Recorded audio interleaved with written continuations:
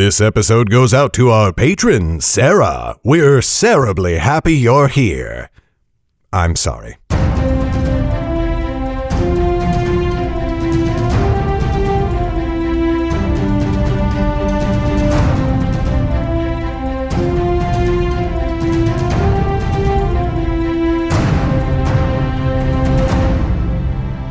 Hi there, Garrett Robinson here. Welcome to the 8th episode of the Nightblade Epic Podcast Season 4. Hey listener, we're a week and a half away from the release of Life Mage Dawning, the latest book of Underrealm. I don't have any mind-blowing revelations about the book to drop on you today. You already know you can pre-order it now at underrealm.net/rc. In this last little time period before the release, pre-orders mean the world to us. But maybe, for one reason or another, you haven't been able to pre-order it on Amazon, or you don't want to. If that's the case, I want to offer one alternative, and that's our Patreon. See, anyone who supports us on Patreon for $5 a month or more gets early access to all Underrealm novels. In fact, Life Mage Dawning is already available to our patrons as of Friday. You don't have to wait. If you support us on Patreon for $5 a month, or more than $5 a month, you can read Life Mage Dawning right now and learn every juicy secret I've been keeping in my head for the last 13 years or more. You can find a link directly to the Patreon post or to pre-order your copy on Amazon at underrealm.net/rc. That's underrealm.net/rc.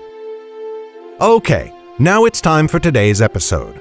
Today, you're getting chapters 11 and 12 of Shadeborn, the 4th book in the Nightblade epic. When we left off, Lauren and her friends had spotted cloaked figures following them from a great distance through the birchwood. Enjoy!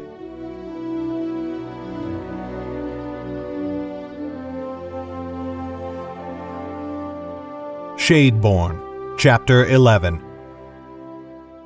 They soon crested the rise. There at the top they stopped and looked away west again, peering through the tops of the trees. But they could see no sign of their pursuers, if indeed they were being pursued. Quickly they rode down the other side of the ridge, and with many a backwards glance towards the top. The birchwood rose about them as they reached the bottom, and soon there was nothing but the sound of hoofbeats. No one talked as they rode, nor sang. When Lauren's gaze did meet one of the others, she saw a hunted look that surely matched her own. Often they glanced behind them, and after 2 hours of riding, Chet reined his horse to a halt. Lauren turned to follow his gaze. At the top of the rise they had crossed, they saw figures on horseback against the sky. At this distance they were too small to be anything more than silhouettes. She could catch no colors in their clothing. "They are making better time than we are," said Chet. "We should ride harder." So they did, spurring their horses to a trot that they kept up the rest of the day. Deep in the heart of the forest, it was impossible to see very far in any direction, particularly behind. Turning from the path could lead the horse into a root or a tree. But now Lauren thought she could feel eyes behind them, watching their progress, and it was all she could do to keep from staring backwards as they rode. As the sun neared the top of the ridge far behind them, she searched for a stream. Fortunately, such were plenty in the birchwood, and she soon found one to suit her purpose.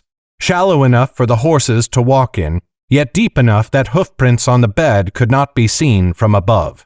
Chet saw her aim at once and led them north in the middle of the stream, the water foaming white around their mounts' hocks. "Ugh!"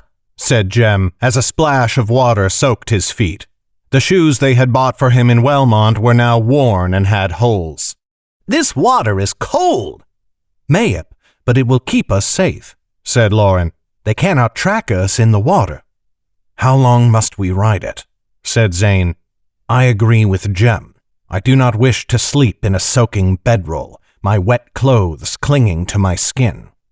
"And I do not wish to sleep with shades lurking in the forest all about us," said Annis. "We will ride as long as Lauren and Chet tell us to." Lauren looked at her gratefully, and Annis gave her a smile. It was plain the girl was frightened, but her hands were steady as they gripped the reins, and her mouth was set in a grim line. Lauren had not forgotten Annis's face in the great rocks when she confronted her mother. A spoiled merchant's daughter she might be, but there was pluck in her. Soon the soft loam of the forest floor turned to hard and rocky dirt. The light was fading fast from the sky. "A cave," said Lauren. "For the horses." Chet nodded and led them out of the water. They searched about for a place they might conceal their mounts. Soon they found one, a cleft in the earth, wide and tall enough to ride inside, and with a corner behind which they could hide. There they hobbled the horses and left them with some oats, and then dragged branches to block them in and discourage them from wandering. "Now back to the river," said Lauren. "Quickly, all of you. Chet and I will follow." "Why are you not walking with us?" said Jem. "Enough questions, boy," said Zane. He gripped Jem's shoulder and pulled the boy along. "Do as she says." Chet had a hatchet, and with it he cut 2 wide branches from nearby trees. With the limbs in hand, he and Lauren retraced their steps to the river. Wherever the sparse grass had been disturbed, they used the branches to brush it back straight. With their boots, they smoothed any soft spot in the forest floor where hooves had left a mark. Soon they found themselves back at the river, all signs of their trail removed. "Now cross it and strike out in the other direction," said Lauren. "Hurry, soon it will be dark." "It is dark enough for me now," said Jem. But he had had enough rebukes for one day, it seemed, and he followed Zane obediently. Into the forest they plunged, Lauren letting Chet lead the way while she brought up the rear. Chet knew her mind without having to hear it, and led them to a rise in the earth that could be seen not far away. They came to its base, and Lauren took the rest of them up the rise, while Chet remained at the bottom and built a fire. "Why are we climbing if we mean to camp at the bottom?" said Annis curiously. "We do not mean to camp at the bottom," said Lauren. "We mean only to build a camp at the bottom." Zane's eyes flashed with recognition.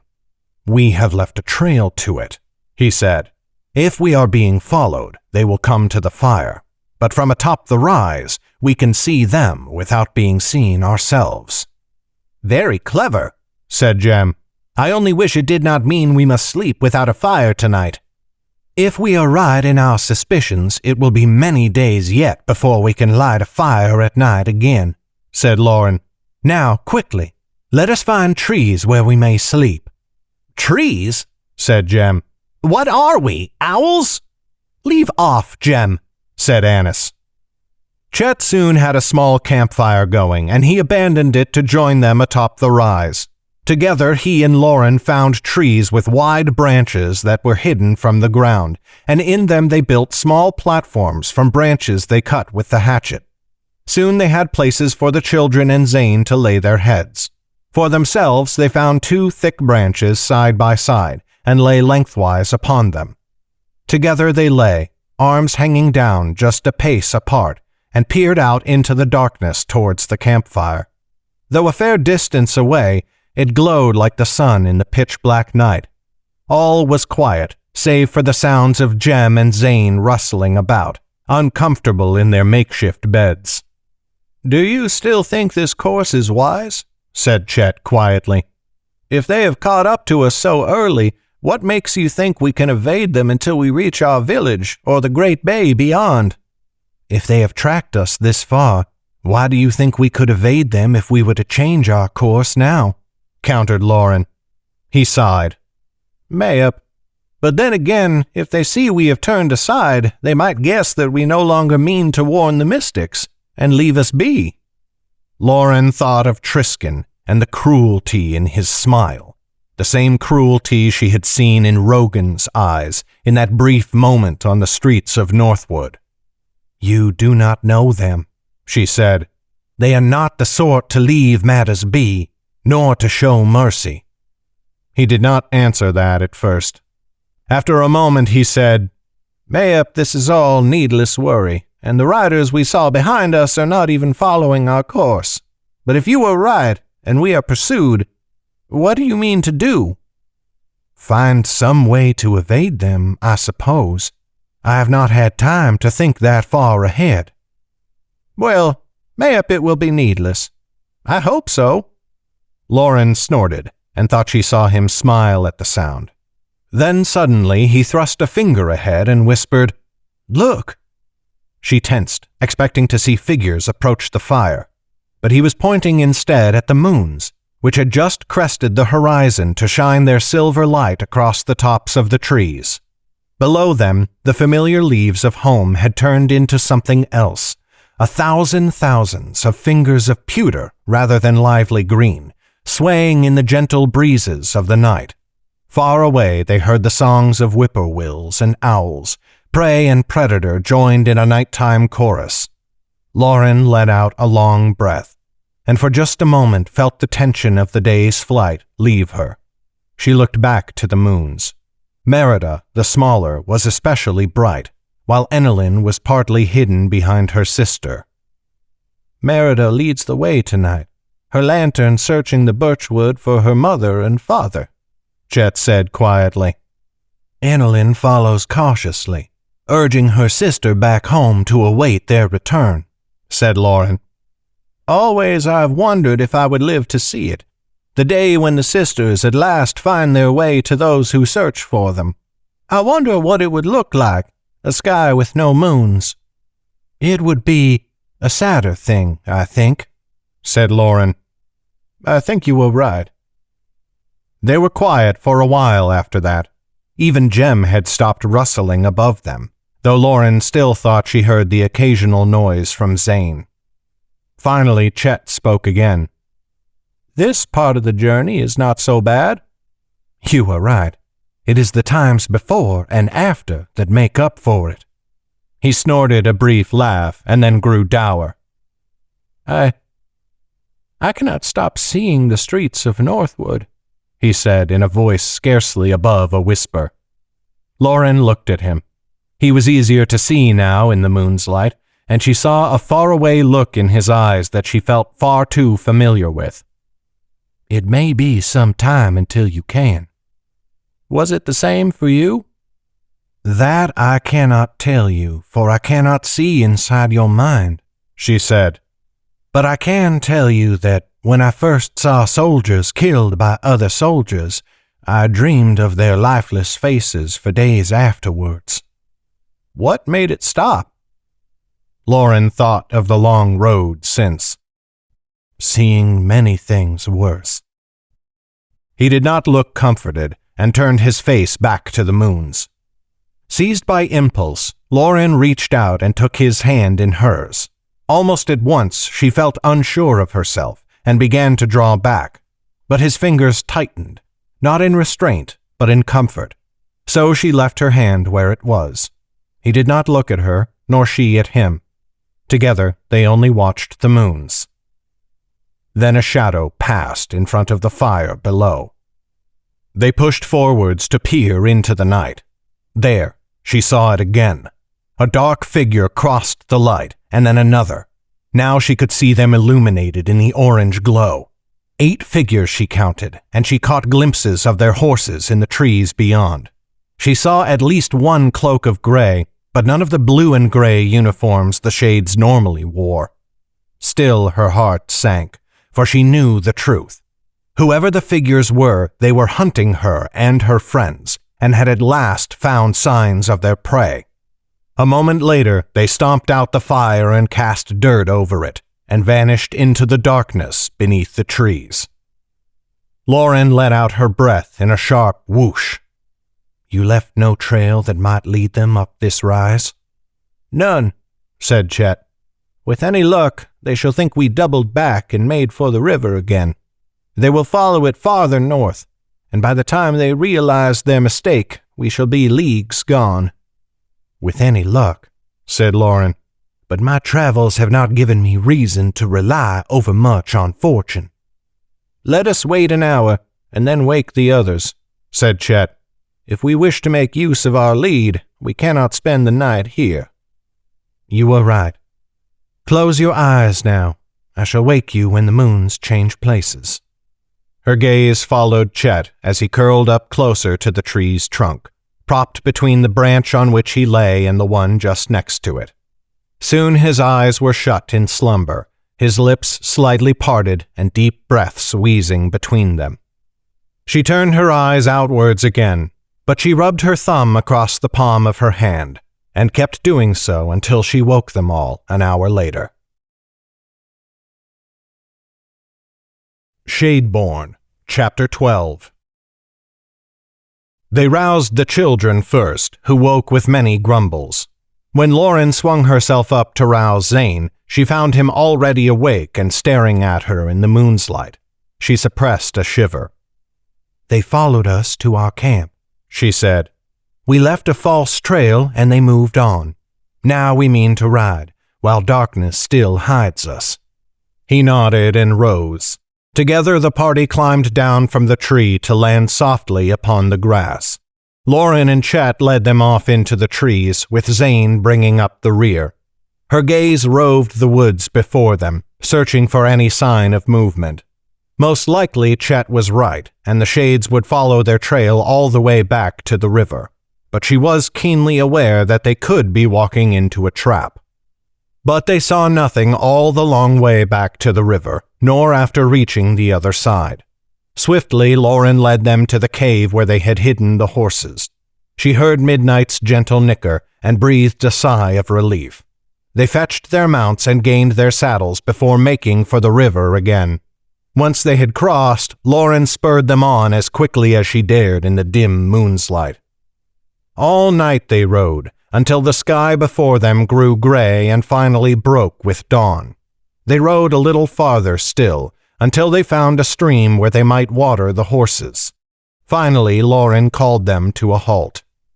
"Well," said Chet, "we have seen no sign of them and have gained many leagues.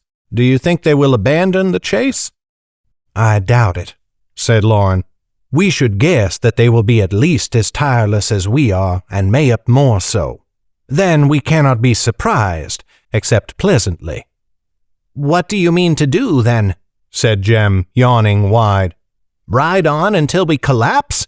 I do not think that will help our cause. I am blessed with great stamina, but even I tire eventually." "Yes, we are all well aware of your great endurance," said Annis, rolling her eyes. "Never have I called you the Prince of Snores under my breath." He narrowed his eyes at her. "Good." "Children," said Lauren in a warning tone, "I am not ready to let us rest. Not yet, at any rate. If indeed we mean to lose them, we must ride on at least a little longer. Eat now and stretch your legs upon the grass. But then we must move on, and quicker than before." Annis and Jem began to grumble again, but she ignored them and went to fetch her breakfast from Midnight's saddle. Then, because the mare had run hard all night, she fetched an apple from her bag and fed it to her. But Chet seized his hatchet and walked off into the woods. Curious, Lauren went after him. She found him a ways off, looking at the lower branches of a young oak. He chose one and gripped it firmly, then began to hack at it near where it joined the trunk. "What are you up to?" she said. "I hope we have left our pursuers behind," he told her. "But then again, they might find us, and next time it may come to a fight. If it does, I would see us armed. But we have no blades to hand, nor would I wish to use one if we did, any more than you. I thought I could make us some staves. Indeed, it would be nice to have a walking stick in any case, for when the ground grows rough." Lauren smiled. "A wise thought. I am glad to find you so helpful, for I had thought you saw this road as folly." "Oh, I do," he said quickly. The branch came off the oak at last. He stood it up, measured the right height, and began to cut away at the other end. "I still think we should abandon our course and ride north, or south, or anywhere other than where we mean to go.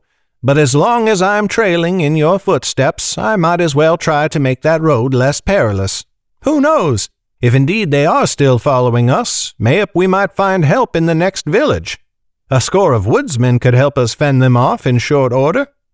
Her spirits dampened, and she looked away. "Chet, that is a poor idea." He shrugged. "Why? They know the birchwood better than anyone. Do you think they could not drive away a dozen fighters, even these shades?" She turned away. I do not wish to argue. Just let us hope we have lost them." Leaving him to his work, she went back to the others. The children sat in the grass and ate. The horses had taken their fill of the stream and now grazed along the ground. "Where has Chet gone?" said Annis. "He is fashioning staves for us," said Lauren, "in case we should come upon any more trouble." "I shall keep my blade if it is all the same to you," said Jem. "I am still practicing the stances Jordell taught me, but I think I could take one of these shades in a fight." "Of that we are all very certain," said Zane, rolling his eyes. Lauren smiled. Though the wizard still looked thin and haggard, it was encouraging to hear him jest, even so feebly. They sat and enjoyed the morning sunlight for a time, until Lauren began to think she would have to go and fetch Chet to ride on. But just then he returned, and in his arms he carried 5 staves of different sizes. One he threw to Lauren, and she caught it easily in her hands. 3 others he dumped on the ground before Jem, Annis, and Zane, and kept one in hand. "Here you are. Some fine walking sticks if we must dismount, or weapons if we are forced to fight." "I told Lauren already, but I prefer my sword," said Jem. He nudged his staff away with a toe, though Annis had taken hers and was hefting the weight of it curiously. Meanwhile, Zane had scarcely glanced at his. "But a sword can rarely prevail against a staff," said Chet. "A blade is a fine weapon for a battle, I will give you that, but if you are not standing in rank and file, you should take the weapon with the longer reach." "Faugh!" said Jem. "Do you think you could have stood against Mag if she carried her sword and you a staff?" Chet pursed his lips and cocked his head. "Mayhap not against her, yet the point stands. Here, I will show you. Take up your blade and come for me." Jem looked suddenly doubtful. I do not wish to hurt you." "I doubt very much that you shall. But move slowly if it comforts you to do so." The boy stood and adopted his first stance. Lauren still remembered the day Jordell had given him the blade and shown him the forms, back when they rode together through the Great Rocks. Jem had taken to the training with gusto, but even to Lauren's eye he still seemed very much a novice. She leaned back, her hands planted in the grass, watching with amusement. Jem stepped forwards and swung, a wide and slow arc that Chet could easily have sidestepped. But instead he lashed out with his staff, so hard it knocked the blade from Jem's hand. The other end of the staff came around to rest on Jem's shoulder. "And you are bested," said Chet. Jem greeted the words with a glare. "I was moving slowly." "Then try it faster." He did. This time he struck with much greater vigor, though Lauren could tell he still withheld himself. Chet struck back faster than before. He did not even aim for the sword. He merely swung the staff at Jem's head. The boy yelped and leaned back, away from the blow, his own stroke turning weak and ineffectual. Chet flipped the staff at the boy's ankle and Jem tumbled into the grass. Annis cried out and flung herself back as his short sword flew through the air, landing where she had just been sitting. "I'm sorry," said Chet, face filling with remorse as he dropped his staff and ran to her. "Did it strike you?" "I am fine," said Annis, though she looked at the sword with distrust. But Jem had grown angry, and he leaped up from the ground to jump at Chet from behind. Before Lauren could move to intervene, he had wrapped his arms around the older boy's neck, his legs wrapping around Chet's waist to try and restrain him. Quick as blinking, Chet seized the boy's spindly arms and lunged forwards, flipping Jem over his shoulder to land hard on his back. All his breath left him in a whoosh, and he lay there, gasping. "A fair attempt at an ambush," said Chet without a hint of anger. "Mayhap later I can teach you wrestling to go along with your sword training." "It would please me greatly if you would fling yourself into the river," said Jem through wheezing gasps. "Enough," said Lauren. "Jem, take your staff or not, as you will, but the rest of us should carry ours, for we have no other ways to defend ourselves. Zane, can you carry yours on your own?" "I am not so feeble as you seem to think," snapped the wizard, glaring at her. but the weakness in his voice betrayed his words. Still, he snatched up the staff where it lay at his feet, then used it to lever himself up. He stood there, leaning heavily on the stick, looking for all the world like some wise old sorcerer from tales. "Now he looks a proper wizard," said Jem, grinning. Zane's frown deepened, and he twisted his fingers. A globe of flame sprang to life and crashed into the ground by Jem's head. The boy shrieked and rolled away.